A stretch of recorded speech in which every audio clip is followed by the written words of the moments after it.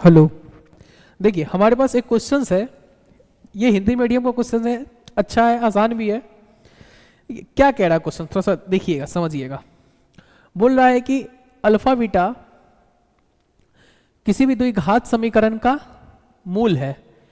तो हम बोल सकते हैं कि जैसे A X square plus B X plus C बराबर 0, ये द्विघात समीकरण है और इसका मूल क्या है, अल्फा बीटा। तो हम शून्यकों का योग और शून्यकों का गुणनफल जानते हैं। तो शून्यकों का एक योग क्या होगा, अल्फा प्लस बीटा माइनस का बी बाई ए। शून्यकों का गुणनफल क्या होगा, अल्फा बीटा सी बाई ए। सही है, इतना होगा। अच्छा आप एक चीज हमको बता सकते हैं कि मान लीजिए किसी भी द्विघात समीकरण का अगर शून्यक दिया है तो उस मान लीजिए किसी भी द्विघात समीकरण का शून्यक अल्फा और बीटा गिवन है, तो हम उस द्विघात समीकरण को कैसे लिखते हैं, x square minus alpha plus beta into X plus का अल्फा बीटा बराबर 0। सही है।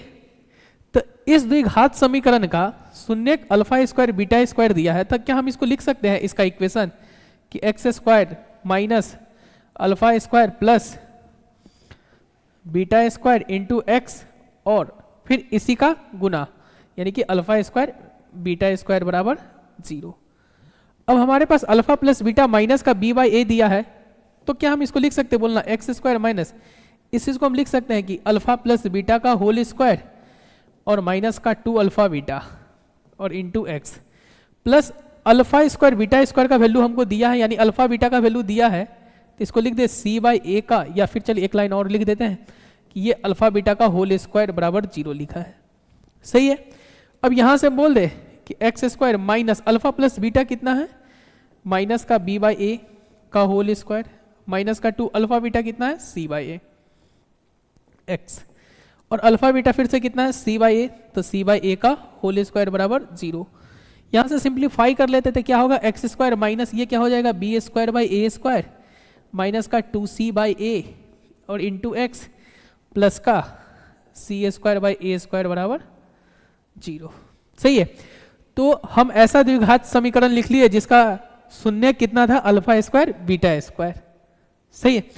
अब हमारे पास एक और क्वेश्चन है, आप देख सकते हैं कि हमको ऐसा द्विघात समीकरण लिखना था जिसका शून्य अल्फा बाई बीटा और बीटा बाई गामा था। तो हम लिख दे द्विघात समीकरण क्या होगा, x square minus alpha by beta plus beta by alpha और इंटू एक्स, इसका सम लिख लिए और इसी का क्या लिखेंगे, गुणनफल। तो इसका गुणनफल क्या हो जाएगा, alpha by beta beta by alpha बराबर 0।